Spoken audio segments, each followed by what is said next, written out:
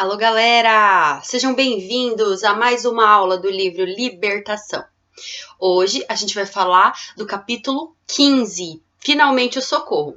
Mas como fazemos sempre, vamos fazer aquele resumo do capítulo 14, que foi o capítulo da aula anterior.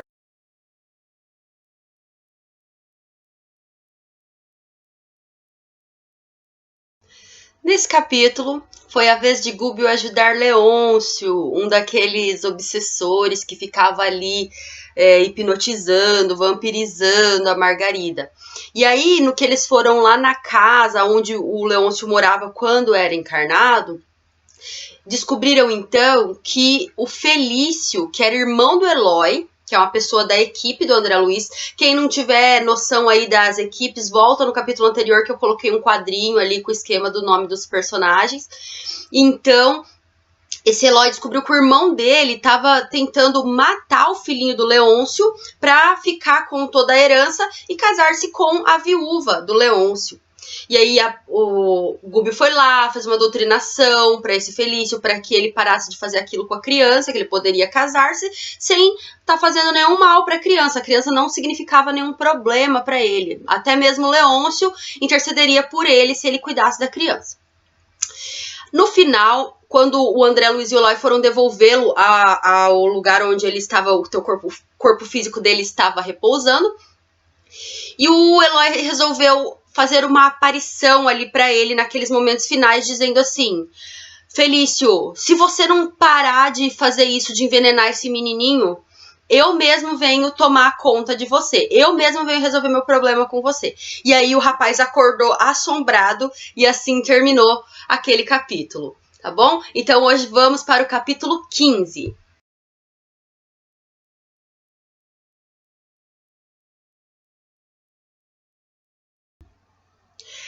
Pessoal, então dos obsessores principais que estavam ali naquele processo de obsessão da Margarida, a gente tinha 3 papéis principais, que era o Saldanha, o Leôncio e agora o Gaspar. Então o Saldanha e o Leôncio foram auxiliados nos capítulos anteriores, e o Gaspar ainda estava ali daquele jeito, como que não demonstrando nenhum sentimento, nenhum sinal expressivo. E hoje a gente vai tratar disso, tá? E também, finalmente, do auxílio mais direto à Margarida. Pegue seu caderno, faça suas anotações, não deixe de ler o capítulo para você tirar mesmo suas conclusões e vamos lá para os nossos slides. Entusiasmado com a atuação do nosso instrutor, Saldanha entregou-se a gestos de humildade quase ingênua. E tanto ele quanto Leôncio passaram a cooperar ativamente conosco nos preparativos em benefício da solução que buscávamos. Tanto Saldanha quanto Leôncio, eles queriam continuar ali naqueles preparativos de auxílio, mas eles solicitaram a continuidade do mesmo quadro ambiente, para não acordarmos contra nós, desavisadamente, a fúria das entidades ignorantes que se mantinham em posição contrária à nossa. Poderiam organizar-se em legião ameaçadora e estragar-nos os melhores projetos. Então eles pediram para ainda não fazer grande estardalhaço, para não chamar a atenção. Vamos lembrar que nos primeiros capítulos o André lembra para nós que tem 60 entidades ali nesse processo de obsessão da Margarida, isso só ali na casa dela. E aí, continuando lá no livro, o André diz assim, que eles conheciam processos de auxílio iguais àqueles em que funcionávamos e permaneciam informados quanto ao potencial da zona inimiga. Então eles sabiam de outros lugares onde tinham essas equipes de auxílio e eles sabiam que as informações eram passadas lá para a equipe do Gregório, do centro da qual poderiam surgir de imediato centenas de adversários em massa contra aquela instituição doméstica menos preparada a resistir um cerco daquele jeito, né, de semelhante jaez, então daquela magnitude. Então era isso, o Gregório, ele estava sabendo lá tudo o que estava acontecendo através da mente de alguns dos espíritos que se encontravam ali na casa da Margarida. Eles tinham que preparar tudo para de fato agirem, tá? Ouvindo-lhes os pareceres, atentei para a situação de Gaspar, sem dissimular minha justificada estranheza. O hipnotizador, de presença desagradabilíssima pelos fluidos menos simpáticos que emitia, continuava ausente de nossas conversações. O próprio olhar, quase vítreo, incapaz de fixar-nos, dava a ideia de paralisia da alma, de petrificação do pensamento.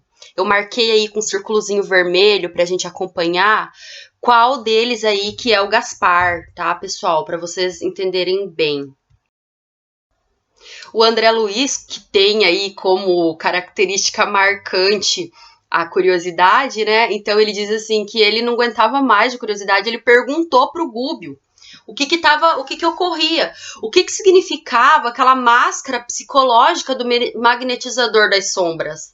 Jazia surdo, quase cego, plenamente insensível, respondia às mais longas e importantes perguntas através de monossílabos de modo vago e demonstrava insistência irredutível no setor de flagelação da vítima. Então ele só respondia, ok, sim, aham.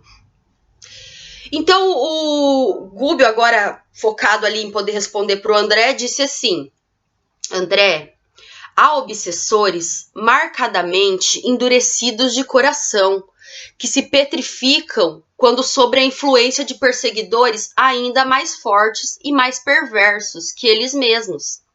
Inteligências temíveis das trevas absorvem certos centros perispíriticos de determinadas entidades que se revelam pervertidas e ingratas ao bem, e utilizam-nas como instrumentalidade na extensão do mal que elegeram por sementeira na vida. Gaspar encontra-se nesta situação. Gente, é uma ideia mais ou menos assim, como se houvesse um link mental entre Gregório e Gaspar. Pessoal, eu tentei criar aí essa imagem para a gente ter uma noção mais ou menos dessa situação aí, desse link mental. Claro que a proximidade era bem distante, né? Mas um era como se usasse o outro para ler o ambiente, sabe? Uma câmera à distância. Então vamos lá. Hipnotizado por senhores da desordem, anestesiado pelos raios entorpecentes, perdeu transitoriamente a capacidade de ver, ouvir e sentir com elevação.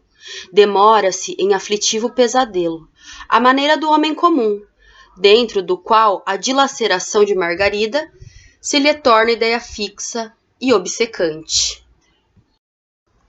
Gúbio esclarece, então, que é como se nós também fôssemos assim. Quando a gente está numa ideia fixa e obcecante, então seja uma vingança, seja um comportamento de ciúme que despertou ciúme na gente, né? Um comportamento de alguém, inveja, avareza, todos esses comportamentos que são considerados em excesso como vício, então deixam a gente nesse sistema que esse rapaz se encontra ali no plano espiritual nesse momento. E aí o André pergunta assim, ele fala, Gúbio, mas ele pode voltar ao normal? Ele pode reintegrar-se na posse dos seus sentidos naturais? E o Gúbio respondeu perfeitamente. O magnetismo é uma força universal que assume a direção que ditarmos. Passes contrários à ação paralisante restituí-lo-ão à normalidade. Tal operação, contudo, exige um momento adequado. Há necessidade no efeito de recursos regeneradores intensivos, suscetíveis de serem encontrados junto a serviço de grupo, em que a colaboração de muitos se entrosa a favor de um só, quando necessário. Ele tá falando, gente, do quê? Ele tá dizendo de uma reunião mediúnica, é isso que ele tá falando. Um grupo de pessoas que juntando aquele magnetismo oposto, possam auxiliar de forma direta o Gaspar. O Saldanha, ao ouvir isso, ele pediu instruções para o Gúbio, ele disse assim, meu benfeitor, compreendo que demonstrar de pronto a nova situação seria atrair sobre o nosso esforço terrível reação de quantos passarão a vigiar-nos desapiedadamente. Com franqueza, vejo-me num campo novo e desconheço o caminho por onde recomeçar. E o Gúbio disse assim: sim, Saldanha, permaneces bem inspirado. Estamos fracos para batalhar em conjunto.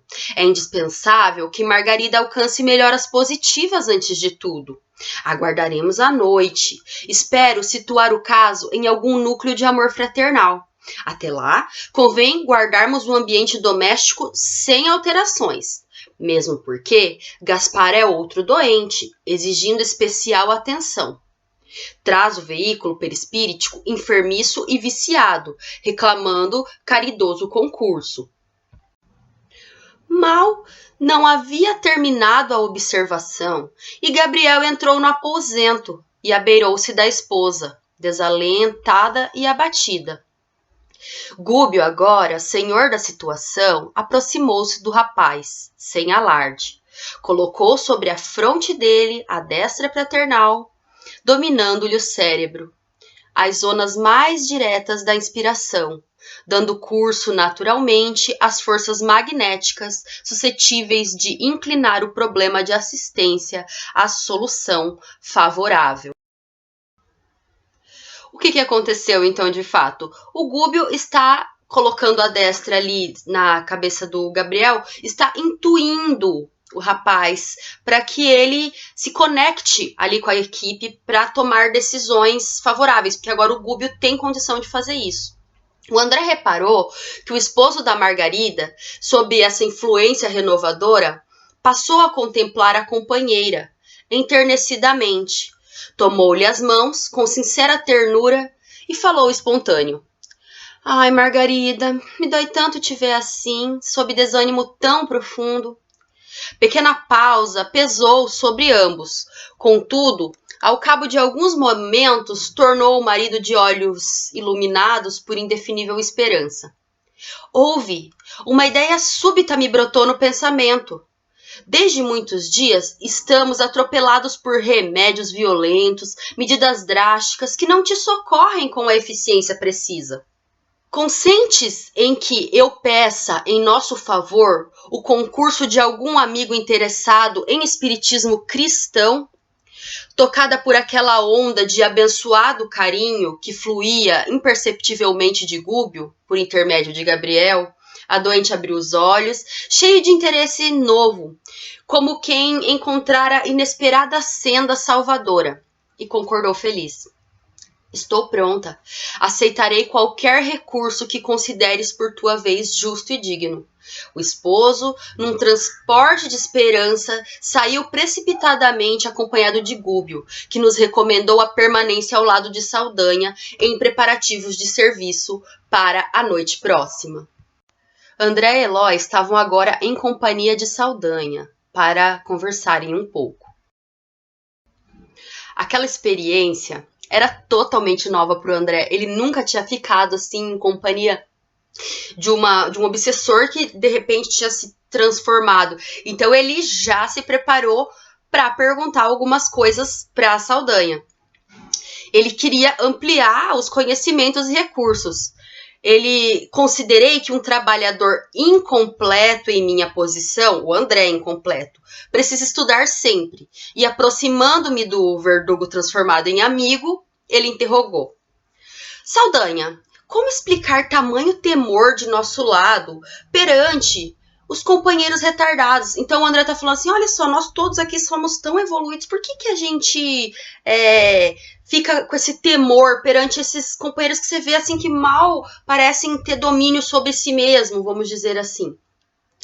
O Saldanha olhou de novo pro André e, assim, espantado, e falou: meu caro, conheço muito bem esse capítulo.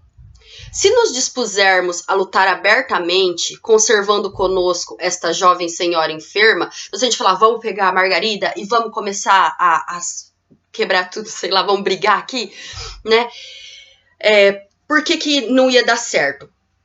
Em padrão físico de menor resistência, o malogro em nossos objetivos de socorro a ela será questão de alguns minutos. É aquilo que o Gubbio está falando desde o começo. Então, se eles começarem a pegar aquela jovem, então só eles ali, e todos aqueles 60, mais outros que podem vir depois, eles não vão conseguir de fato auxiliá-la.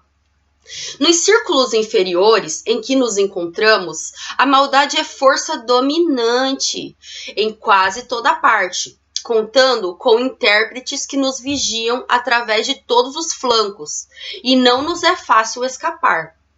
Para combater o mal e vencê-lo, urge possuir a prudência e a abnegação dos anjos. De outro modo, é perder tempo e cair, sem defesa, em perigosas armadilhas das trevas.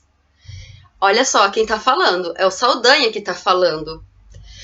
O novo aliado relanceou o olhar pelo quarto, a fim de certificar-se que não vínhamos sendo ouvidos por adversários comuns, e prosseguiu. Eu mesmo, logo depois de minha vinda, tudo fiz por fugir ao mal, mas em vão. Velhas orações por mim aprendidas nos recessos do lar, que o tempo não consumiu de todo o meu espírito, articuladas então por minha boca, mereceram sarcasmo cruel dos inimigos do bem. Em verdade, pensamentos menos dignos me povoaram a cabeça, mas a vontade de melhorar-me era sincera em meu coração.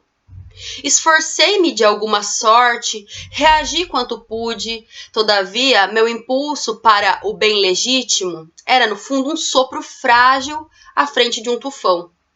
Pensa, né, um tufão, então ele quis, mas ele precisava de mais. Ao contato dessa gente desencarnada, infeliz e vingativa, perdi o resto da compostura moral que procurava debalde sustentar. Se a alma liberta do corpo de carne não se encontra amparada em princípios robustos de virtude santificante, sentida e vivida, é quase impossível sair vitoriosa das ciladas escuras que nos armam. Aí o André continuou.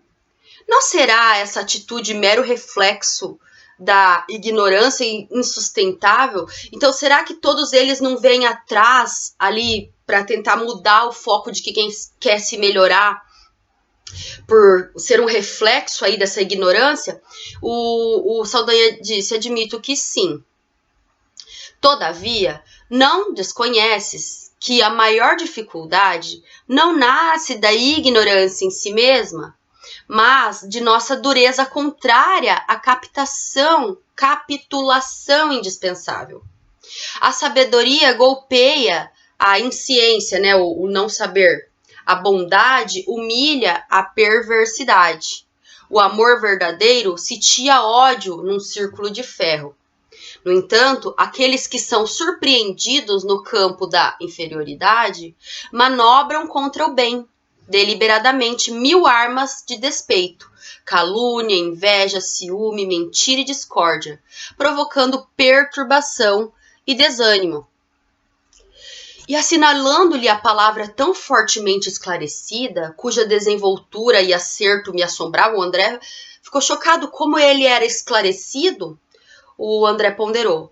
Teu próprio caso é um exemplo vivo. Espanta-me o cabedal dos teus comentários inteligentes. De nenhum modo poderia ser um ignorante. Não é verdade? Então, assim, de ignorante o Saldanha não tinha nada. E ele respondeu, sim. Inteligência não me falta. Leitura, idem. Estou positivamente informado com relação aos deveres de ordem geral que me competem. Eu sei dos meus deveres. Faltava-me, contudo, a companhia de alguém que conseguisse mostrar-me a eficiência e a segurança do bem, no meio de tantos males. Imagina um esfomeado ao ouvir discursos. Acredita que as palavras lhe satisfaçam as exigências do estômago? Então é isso, sabe? Isso foi precisamente o que me ocorreu. Preocupado com a esposa e a nora desencarnadas em terrível desequilíbrio, atormentado pelo filho louco e pela neta em perigo, não havia espaço mental em minha cabeça para simplesmente louvar teorias salvadoras. O benfeitor Gubbio, no entanto, demonstrou-me que o bem é mais poderoso que o mal Isso para mim bastou. Nas dúvidas, o esclarecimento benéfico traduz a verdadeira caridade.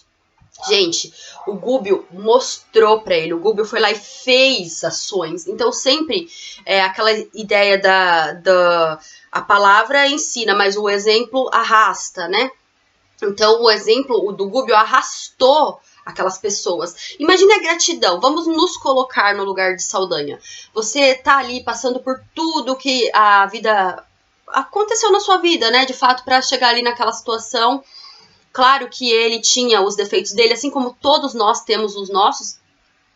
E aí chega alguém e o auxilia com aquele coração aberto e faz tudo aquilo pela família dele. E depois ele descobre que aquela pessoa que fez tudo pela família dele era justamente o pai da pessoa que ele obsidiava. Como isso não vai ser uma demonstração de amor, uma demonstração de você se sentir realmente envergonhado da sua atitude?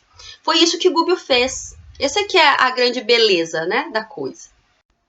O Saldanha deu então aquela olhadinha ali em derredor e disse: sei, porém, de experiência própria, quem são os revoltados em cuja equipe trabalhei até ontem. Francamente, ainda não sei com certeza que será de mim mesmo. Perseguir-me-ão sem tréguas, se puderem conduzir-me-ão ao vale da miséria e da penúria. Mas o Saldanha continua. Noto, contudo, que a transformação salutar me possui agora o espírito. Convenci-me de que o bem não pode vencer o mal. E espero que o nosso instrutor não me abandone. Ainda que eu sofra, a ele acompanharei. Não pretendo regressar ao repugnante caminho percorrido. E o Leôncio, que nos fitava atencioso, registrando-nos a conversação, disse também: eu também não mais posso servir nas fileiras da vingança. Estou farto. Nem Leôncio, nem Saldanha não queriam mais voltar para onde eles estavam, não. Eles queriam seguir em frente. André disse que, com certeza, Gubbio os auxiliaria e que eles não precisariam voltar para lá, que eles poderiam ir para um lugar onde não faltaria acolhimento num plano superior para eles. Eles sorriram satisfeitos quando o Gubbio retomou ao compartimento da enferma, lá ali onde estava a Margarida, notificando que o problema fora resolvido. Margarida e o esposo compareceriam na noite próxima a uma reunião familiar. Importante setor de socorro mediúnico. A doente encarnada e Gaspar, o hipnotizador traumatizado, receberiam recursos eficientes. Com ansiedade, aguardamos o anoitecer. De quando em quando, Gubbio colocava a destra sobre a fronte da enferma, como acentuar-lhe a resistência geral. Então, para ela ir cada vez melhorando ali a situação que ela estava passando, né? Por volta de 20 horas, um automóvel recebia o casal, que se fez acompanhado por nós e pelo grande número de ovoides ainda ligados à cabeça da enferma, sob aquele processo de imantação.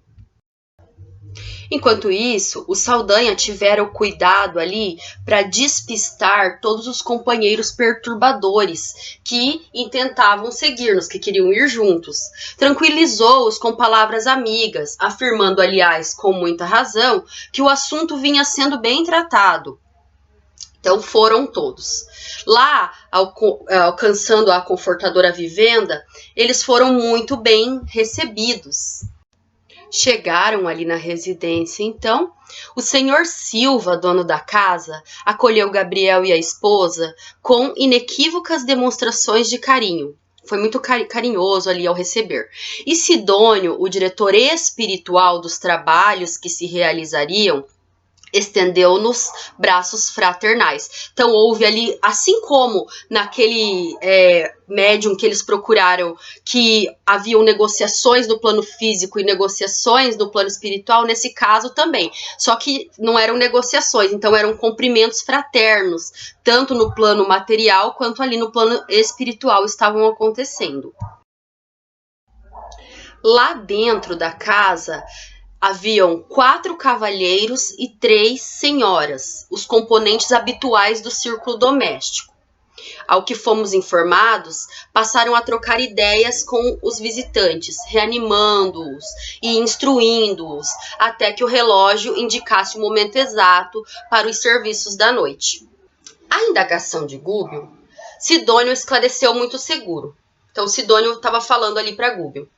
Nosso agrupamento produz satisfatoriamente, entretanto, poderia levar a efeito mais ampla colheita de bênçãos se a confiança no bem e o ideal de servir fossem mais dilatados em nossos colaboradores no plano físico. Sabemos que a instrumentalidade é essencial em qualquer serviço. O que ele está dizendo, gente? Ele está dizendo que aquelas pessoas que estão ali, aquelas 8 que chegaram ali, elas não vêm com a preparação adequada para estar fazendo esse trabalho. Então é como um pintor não ter o pincel, é como um escritor não ter a caneta, é como você precisar de um instrumento e não ter ele para fazer o trabalho. Então o instrumento está falho. Que o instrumento, nós no caso, né, não estão bem preparados. Claro que existem várias formas de preparação para a gente estar participando de uma reunião mediúnica, tá? Eu não vou adentrar detalhadamente em cada uma delas agora, mas basicamente é prece, pensamento elevado, uma dieta equilibrada, tudo que possa nos manter menos ligados a coisas grosseiras ou possível. E aí eu tive a audácia de desmontar esse parágrafo, porque eu achei ele muito interessante. Olha só. O braço é intérprete do pensamento. O operário é complemento do administrador. O aprendiz é veículo do mestre. Sem companheiros encarnados que nos correspondam aos objetivos na ação santificante, como estabelecer a espiritualidade superior na crosta da Terra? Isso que o Sidônio está perguntando. Isso acho que eu já até comentei em outra aula também. Como que a gente vai querer uma paz aqui na Terra se a gente não é instrumento de paz? É isso que o Sidônio está falando. Então, assim, a gente quer a paz, mas a gente não é instrumento da paz. A gente quer que os espíritos nos tragam bênçãos, se conectem conosco, mas a gente não está conectado. É como se a gente esperasse que o mundo todo tivesse que mudar para a gente mudar também. É mais ou menos essa a ideia. E ele continuou, então. Efetivamente, encontramos irmãos dispostos ao concurso fraternal. Embora, forçoso é dizer, a maioria espere a mediunidade espetacular a fim de cooperar conosco. Não procuram saber que todos somos médiuns de alguma força boa ou má em nossas faculdades receptivas.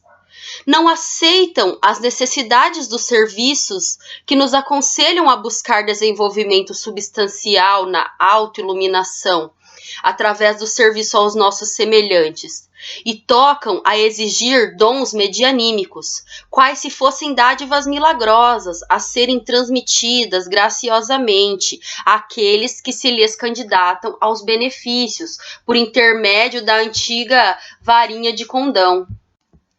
O que o Sidônio está querendo dizer, pessoal? Que, assim, todos nós podemos ser fontes de mediunizar energias positivas ou negativas. Não basta você só ter aquela mediunidade ostensiva. A gente está sempre trocando ideia com o plano espiritual. Eles estão à nossa volta, tá? Então, e se a gente não se iluminar, a gente dificulta o trabalho dos bons espíritos em se conectarem conosco. Porque a gente, através do nosso pensamento, a gente está vinculado aos encarnados e aos desencarnados, né? Lembram que o veículo do pensamento é o fluido cósmico universal. Então, ó, plim, rapidinho ele chega em qualquer parte, em qualquer lugar do universo que a gente pensar. A gente está conectado, então a gente precisa ter essa noção. Não basta eu não preciso ser médium ostensivo para ter bons comportamentos. Se eu quero ter contato com os bons espíritos, eu preciso ter bons comportamentos, bons pensamentos, bons sentimentos. Ó, mais umas imagens aí para nós. O Projeto Imagem é maravilhoso, então eu sempre pego lá para a gente poder gravar mais na nossa mente, né? Olha só, todo momento a gente está tendo contato com o plano espiritual, eles estão à nossa volta, tá? Aí vai do que que é que a gente vibra, o que é que a gente põe aí em ação para simpatizar, para conectar. Vamos pensar assim nesse sentido. Esse parágrafo eu também desmontei porque eu adorei a forma como o Sidônio conceituou aí mediunidade. Então ele disse assim: esquecem-se de que a mediunidade é uma energia peculiar a todos, em maior ou menor grau de exteriorização. Então tem aqueles que têm uma mediunidade de efeito físico, outras de efeito mental, ou uns psicografam, outros só sonham, né? Outros só recebem a intuição. Energia essa que se encontra subordinada, essa exteriorização ou não, essa energia peculiar, ela tá subordinada ao quê? Aos princípios de direção. O que é isso? O que eu penso, o que eu alimento na minha mente, no meu tempo. E a lei do uso, que é se eu uso essa energia a favor dos outros, contra os outros, a favor de mim ou contra mim. Ele dá o exemplo assim, ó, da enxada. Tanto quanto a enxada pode ser mobilizada para servir ou ferir, assim também pode ser usada essa energia peculiar, a mediunidade. É dado para nós esse exemplo da enxada. Então, como você pode usar a enxada para carpinar, para limpar um terreno, você também pode deixar a enxada num canto e ela enferrujar e apodrecer ali sem usar. Nesse sentido que o Sidônio, né, que você pode estar usando a sua faculdade mediúnica ou não. E você pode não ter uma mediunidade ostensiva e estar usando seus pensamentos para uma coisa que deteriore, que enferruje, que se perca. Ele conclui dizendo assim, André, nossos amigos não percebem o valor de uma atitude desassombrada e permanente na fé positiva. Então, assim, ajudar sem se assombrar, sem se espantar, dentro do caminho louvável, haja o que houver. E não obstante, cuidarmos devotadamente da crença deles. Então, assim, além deles terem que ter uma fé, eles ainda... uma fé positiva, uma fé operante, uma fé viva, que você faça aquilo que você acredita, né? E ainda, além disso, eles cuidam devotadamente das nossas crenças, com a mesma ternura consagrada por um lavrador vigilante, que cuida da plantinha pequenininha até que ela cresça. Mas eles dizem assim que basta que os espíritos perturbadores ou maliciosos nos visitem, sutis, à maneira de um passarinho num arrozal, e lá se vão os germes superiores que lhes confiamos incessantemente ao solo do coração. Então, por muito pouco, assim, os espíritos dispensam uma atenção enorme pra gente, e aí a gente, no mínimo, no menor clique de um espírito que quer o nosso mal, que ele quer se aproveitar de alguma maneira assim, a gente, se desconecta dos nossos espíritos queridos. A imagenzinha aí do passarinho que ele usou como exemplo, né? Então basta vir nos visitar que ele leva aí nossos frutos tão bem tratados. O nosso arroz, né, cultivado. Aí o André fala assim, mas isso daí não deve acontecer com essas pessoas, esse grupo tão organizado, igual esse que eu tô vendo aqui, né? Você deve estar falando assim, no geral. E aí o Sidônio dá uma risada e fala assim, não, André, aqui eles estão sendo intuídos por nós, então eles se abrem. Logo que eles saem daqui, eles mudam a vibração mental, o pensamento, e já nos repelem, já se conectam com espíritos que acabam nos repelindo, que impedem mesmo que a gente consiga se aproximar novamente deles. Então é aquela ideia assim, né, gente? Então, na casa espírita é muito mais fácil a gente tá em harmonia, a gente tá bem, a gente tá positivo, ali além da gente tá resguardado e protegido, a gente tá buscando elevar o nosso pensamento. Mas o que o Sidônio tá querendo dizer é que a gente tem que levar essa boa energia para os atos do dia a dia, que que é a grande dificuldade deles. Eles não conseguem manter essa ponte conosco a todo tempo. A gente só abre a ponte em algumas horas na semana ou quando vai numa instituição religiosa da nossa preferência. E o Sidônio disse, e mais, André, quando a criatura assim começa a se destacar muito no bem, começa a auxiliar muito, se conectar bastante com os bons espíritos, aí sim que os maus olham para ela. Então eles fazem de tudo para desviá-la, seja por uma vingança pessoal ou seja por raiva da doutrina, raiva de Jesus. Então, quando a pessoa passa a enxergar de alguma forma que ela precisa isso, aí que os espíritos se voltam para ela também. Quando a gente não tá nem aí para nada, eles também não estão nem aí pra gente. Mas quando a gente tá procurando melhorar, eles também se ligam na gente pelos propósitos deles. Olha só esses quadrinhos que eu coloquei aqui para nós. Então a gente pode estar conectando aí tanto com os bons espíritos que nos intuem, quanto os maus que também nos intuem, né, de maneira oposta e negativa. E isso você não precisa ser médium ostensivo para fazer, basta você ser humano. Dada a hora da reunião, então, congregavam-se ali 9 pessoas encarnadas no trabalho, né, fora a Margarida e o Gabriel, e mais, no plano espiritual, tinham 21 trabalhadores auxiliando ali, sanitizando o ambiente, organizando para que a reunião de auxílio àqueles sofredores acontecesse. Segue aí mais uma imagem, duas, né, do projeto Imagem, aí os trabalhadores espirituais auxiliando os trabalhadores encarnados para que pudesse de fato acontecer aí a reunião. Porque eles precisam que a gente aprenda, tá? É para isso que eles nos utilizam. É mais ou menos aquela ideia assim, eles poderiam fazer sozinhos? Poderiam. Que nem uma mãe poderia fazer o bolo sozinha, mas às vezes ela chama a sua filha para ajudar. Por quê? Para a filha aprender a fazer. Então é para isso que serve, como o Sidônio falou. A gente não quer paz na Terra, então a gente tem que ser modelo de paz. Então por isso eles nos utilizam para ensinar. Nada vai ser de uma hora para outra e nada vai ser mágico, tá bom? Sentaram-se todos, observe então essa imagem. A gente pode ver aí o Gúbio atrás da Margarida, o Sidônio ao lado dele ali auxiliando, o André Luiz, o Eloy e outros espíritos que estavam ali. Do nosso lado direito, a gente pode ver o Gaspar aí sentindo um choque inicial que eu vou explicar.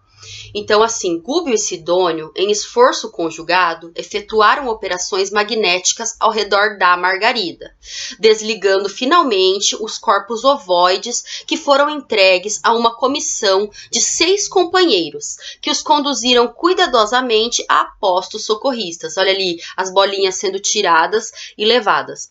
Logo após, enquanto a prece e os estudos evangélicos se faziam ouvir, dentro das contribuições do nosso círculo, grande cópia de força neurica, da força mental, com a devida compensação em fluidos revigoradores da nossa esfera, utilizaram fluidos dos encarnados ali no plano espiritual, foi extraída através da boca e narinas e mãos dos assistentes encarnados.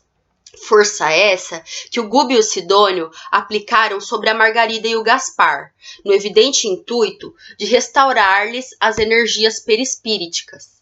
A jovem senhora passou a demonstrar abençoados sinais de alívio, e Gaspar, de impassível que se achava, pôs-se a gemer, qual se houvera acordado de intenso e longo pesadelo. A essa altura, o Gúbio preparou a Dona Isaura, que era a senhora daquele santuário doméstico e médium do culto familiar, adestrando-lhe a faculdade de incorporação, por intermédio de passes magnéticos sobre a laringe e, em particular, sobre o sistema nervoso ali da senhorinha. Quando a hora de amor cristão aos desencarnados começou a funcionar, os orientadores trouxeram Gaspar à organização medianímica, a fim de que pudesse ele recolher algum benefício ao contato dos companheiros materializados na experiência física, que lhe haviam fornecido energias vitalizantes. Tal como acontece às flores que sustentam, sem perceber, o trabalho salutar das abelhas operosas. Então a abelhinha, ela vai ali, capta o néctar da planta, que dá para ela, a florzinha dá para ela sem nenhum interesse, e ela, por sua vez, também auxilia a florzinha. Então a gente, quando auxilia os outros, por nossa vez, também somos auxiliados pelo estudo ao invés da experiência. Então, a gente acaba, pelo exemplo dos outros, aprendendo também. O André pôde perceber nesse momento que os sentidos do insensível perseguidor ganharam inesperada percepção. Visão, audição, tato, olfato foram nele subitamente acordados e intensificados.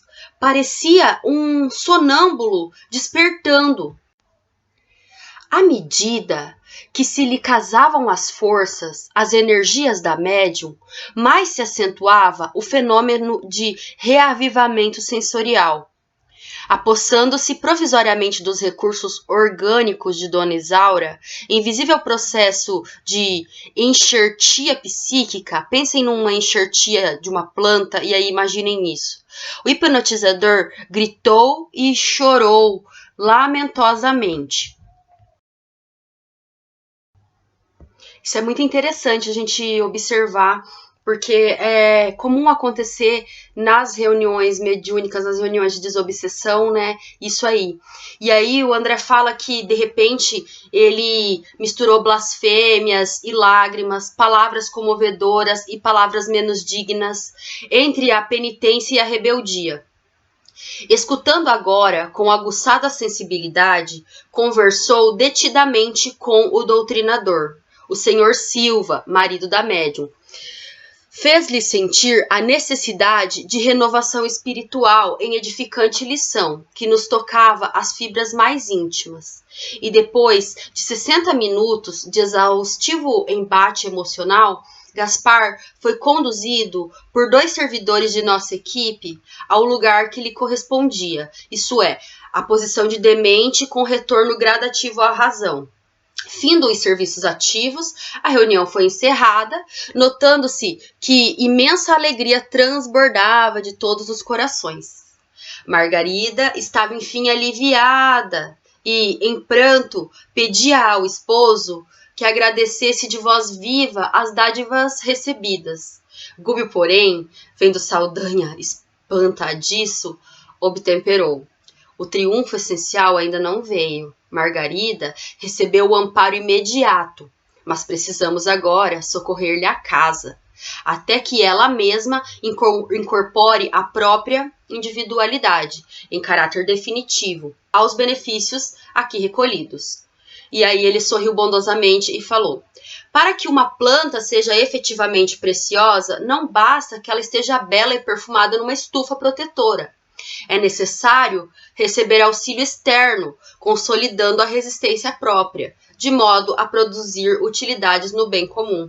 Então, aquela coisa, a plantinha, né, enquanto ela está sendo cultivada dentro da estufa, é fácil ela sobreviver. Será que ela vai sobreviver lá fora, na natureza? E passando a entender-se com Sidônio, aceitou a colaboração por 10 dias sucessivos de 12 companheiros espirituais incorporados ao grupamento destinado a reforçar as atividades defensivas na moradia de Gabriel. Então eles retornariam agora lá para a casa de Margarida com 12 auxiliares para ajudar ali naquele processo, de vez que, segundo Saldanha e Leôncio, do dia seguinte em diante, teríamos guerra aberta com os assalariados de Gregório, que viriam naturalmente sobre nós, temíveis e insistentes. Então, de agora para frente, vamos dizer assim, a guerra estava declarada, porque a câmera, o ponto de conexão ali do Gregório se quebrou junto com o laço que vinculava a mente de Margarida com a do Gaspar. Então, agora Gregório perdeu a conexão do lado de lá, então ele vai querer saber o que está acontecendo. E é isso que nos aguarda nos próximos capítulos. Estão retornando lá para a casa de Margarida, aí com mais 12 colaboradores para poderem auxiliar. Lembrando que no início eram 60, agora menos 3 e menos os ovoides, né? Então nós temos ainda ali na casa 57 pessoas, indivíduos, entidades que são contra aquilo que está acontecendo. E com certeza quando o Gregório descobrir, então ele vem lá com mais uma galera. Não percam o próximo capítulo. Aliás, os próximos capítulos que prometem, tá, pessoal? Até a próxima semana. Tchau, tchau.